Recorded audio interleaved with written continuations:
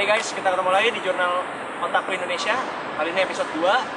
Kita kedatangan tamu, yaitu Rico dan Arka. Halo. Dan juga dokter saya, Milhi.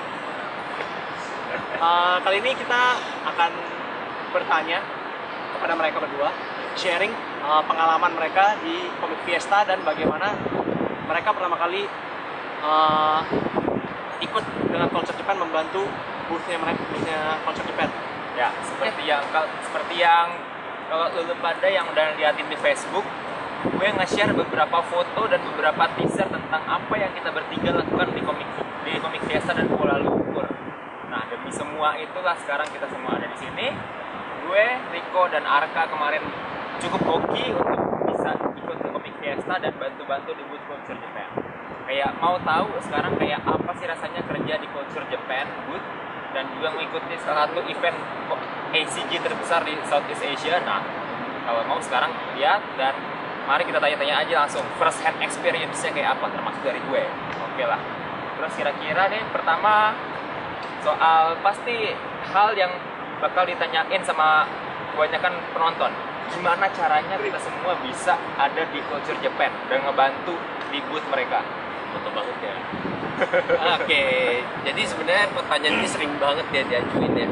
Setiap kali gue lagi break atau istirahat, ketemu orang deh selalu tanyain, how do you get the connection to Japan? I just say, I get connection from someone. Intinya sih untuk bisa bekerja di sini masalah koneksi ya kepada soalnya. Jadi itulah kenapa networking itu penting banget. Jadi kita harus banyak bergaul pada orang. Ya maksudnya bergaul dalam batas taraf yang wajar menurut gua.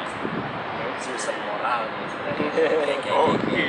Nah, kalau dari gua sih intinya sih dari ajakan dari Mas Nugra ini ya, Mas Nugra. Jadi ada koneksi, ditanyain ada waktu nggak nih buat datang ke Comic Fest Malaysia? Wah, apaan tuh? Ya ACG-nya salah satu ACG terbesar ASEAN lah gitu kan. Dan jadwalnya kosong, ya udah bolehlah ikut sekali kan. Ternyata emang sekalian bantuin Culture Japan, kesempatan besar lah itu.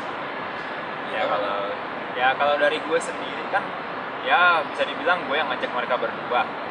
Kalau misalnya ditanya kenapa gimana gue bisa masuk, ya itu semua sekarang kembali ke si Mas Mesum Ke sini. Iya. Mesum ya.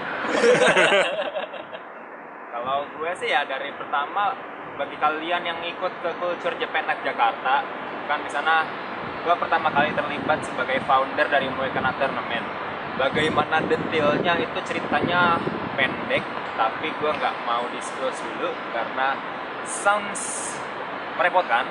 Jadinya bakal gue serahkan kepada yang pengalamannya benar-benar bisa lebih di-share, yaitu adalah Mas Randy Chu.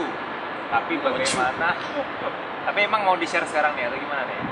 Nanti aja deh pas episode selanjutnya, dan nanti kita akan share lagi pengalaman yang pas gimana kita bisa masuk dan pas apa Indonesia tuh gimana sih.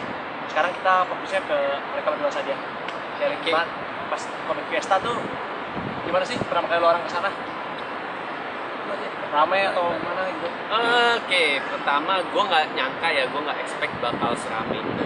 Pertama kali kita bertiga ini datang sekitar pukul 8 dan itu gate baru buka jam 10 dan itu sudah antrian, sudah di luar, sudah luar biasa.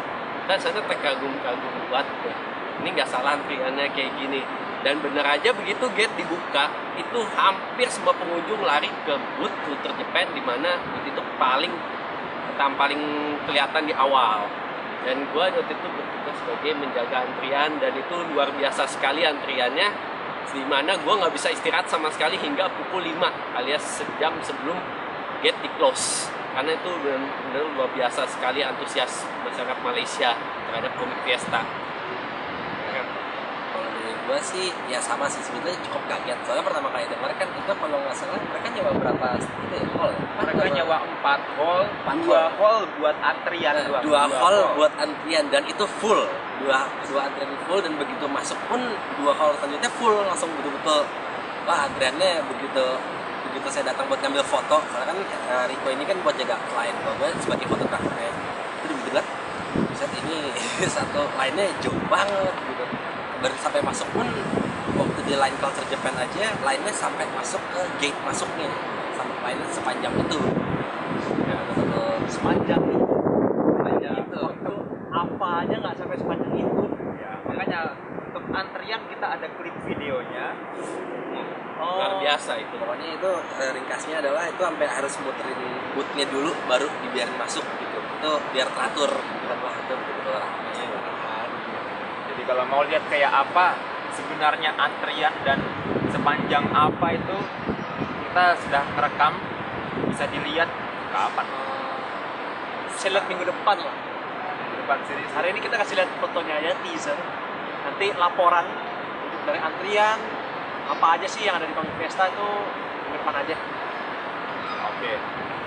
Terus gimana perasaannya kerja sama seorang Denny Cho? Banyak bulan. Repot. Ya nggak repot sih sebenarnya sih ya sama kayak kerja biasa lah, jaga stand kan gitu ya. Jadi dikasih job desk, dikasih pekerjaan ya lo lakukan pekerjaan itu aja gitu. Tapi juga kalau misalkan ada yang lain panggil suruh bantu ya lo harus langsung datang bantuin, ya saling bantu lah gitu biar gak repot. Soalnya kemarin aja itu jujur wah hektik banget lah ibaratnya, yang lainnya sampai sepanjang itu. Padahal udah dikasih tahu jalurnya, lainnya harus ngiterin boot gitu kan. Ada yang langsung nyerobot masuk, itu udah akhirnya harus ada yang satu ditaruh di tempat sini biar nggak nyerobot gitu dan lain-lain. Ya memang hektiknya itu luar biasa ya. Itu di boot itu pada hari pertama Denny Cho memang jangan berkunjung ke boot. Tapi sekalinya berkunjung itu langsung di dunia kan, dan ada antrian baru tercipta untuk tanda tangan atau untuk sekedar berfoto bersamanya. Itu terutama di hari kedua itu karena Denny Cho tidak ada di stage, jadi dia lebih sering di booth, dan itu mereka booth itu ramai karena kehadirannya. Dan memang kerja bersama kultur preventif itu memang mengasihkan, cuman ya memang kita harus mengorbankan salah satu beberapa hal. Mengorbankan saat Apa tuh apa contohnya? aja deh. Apa aja tuh contoh Apa aja yang tuh dikorbankan itu apa? Contohnya, nah waktu makan. Oh iya. Kita makan sekali sehari doang ya. Ya, benar sekali. Kita brunch di sana, selalu brunch. Kita itu di sana pokoknya pulang itu selalu nyampe rumah jam 12 atau jam 1 ya. Iya. Dan itu kita langsung tepar, tidur, bangun-bangun langsung berangkat lagi, nggak sempat buat sarapan. Dan ya, tapi totally worth it. Karena ya, kapan lagi gitu ada kesempatan seperti ini.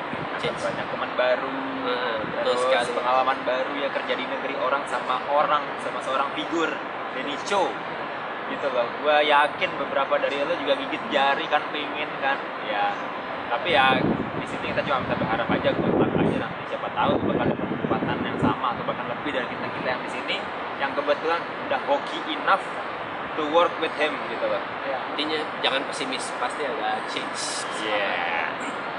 Oke. Next question. Kayak Ya mungkin kalau misalnya lu pada ada pertanyaan khusus yang mau ditanyain ke Iriko sama Arka, nanti silahkan aja langsung hubungi mereka, add mereka di Facebook, mungkin ada di description ya. ya nanti ada description semua. Ya, dan jangan lupa semua video dan foto tentang komik biasa dan Kuala Lumpur yang ada di sini itu kreditnya semua untuk Arka Prawala di sini. Kita juga sudah menyediakan link ke portofolionya. Kalau bagi lu pada yang penasaran kayak apa hasil fotonya dia selain hasil foto Kuala Lumpur dan Culture Japan, langsung aja main sana, add Facebooknya, dan jangan lupa untuk Ada description below. ya, dan jangan lupa untuk like juga Facebook kita Jurnal Otaku Indonesia, soalnya nggak masuk akal banget men, 200 view tapi yang nge-like kurang dari 100. Unlogical, illogical men. Jadi ya tolong like untuk info yang lebih cepat dan lebih akurat dari pada video kami yang per minggu mungkin ya kali ya, atau per 2 minggu, karena kita juga belum pasti banget bakal berminggu, tapi semoga kita bisa kejar tayang. Dan jangan lupa untuk ngikutin semua nanti acara-acara baru kita, segmen-segmen baru kita kayak apa nanti, teasernya mungkin di minggu-minggu depan berikutnya. Dan jangan lupa sesuai teaser yang gue berikan, kita masih akan ada interview dengan very special guest yang lo udah gak asing lagi. Tunggu tanggal mainnya aja. Dan juga gimana lagi? Kok gue speeches ya? Ya udah cukup sih, paling di ya tadi yang udah seperti Nungga bilang, like Facebook page kita, kalau belum subscribe ya subscribe. Dan tolong di-share kalau misalnya ada yang kalian senang. Terus ada saran dan kritik, silakan langsung post di YouTube komen atau di Facebook page juga nggak apa-apa. Terus sebelum kita akhir ini, gue baru ingat untuk kalian yang belum kenal CRK ini, dia salah satu pemain di Advance Guard. Advance Guard itu apa sih? Itu tuh video fighting game ya? Fighting game. Fighting game ya? Game, ya. Sekarang fokusnya di mana sih? Blast Blue ya? Sekarang sih sebenarnya sih game fighting apa aja sih, kalau misalkan suka main lihatnya videonya ada Tekken, Yes. Blast Blue, ada Marvel vs Capcom, ada juga ntar pasti ada Guilty Gear dan lain-lain. Ya. Jadi Advance Guard juga mempunyai channel YouTube mereka sendiri, Facebook page juga mereka ada. Nanti semua ada di description. Lo orang tinggal lihat aja di description untuk detail lebih lanjut ya. Oke, gitu ya. Kalau gitu hari Minggu ini kita sudahi dulu episode 2 dan tenang aja, episode tentang culture Japan dan Comic Fiesta masih akan berlanjut sampai beberapa video berikutnya. Nantikan cover-cover kami berikutnya dan see you next week. See you next week. Bye bye. Bye bye. Bye. Bye.